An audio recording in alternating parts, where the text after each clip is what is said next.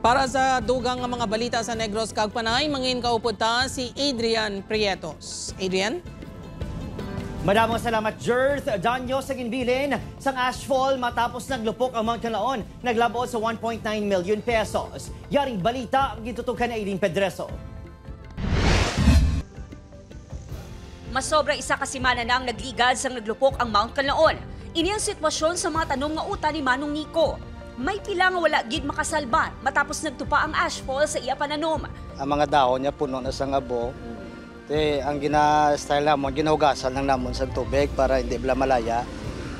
Gina-triman namon, malaya gid, malaya ginasa. Hasta nga mapatay na lang ang tanom.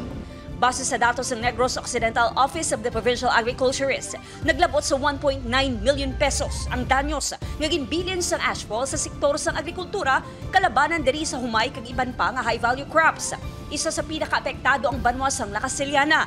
Ginatry na muna sila nga ma-check sang ilang mga crop insurance man.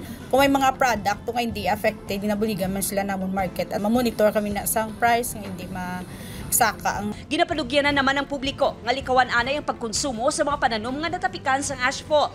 Wala pa na istoryahan kung ano ang bulig ang mahatag sa mga apektado nga mangunguma.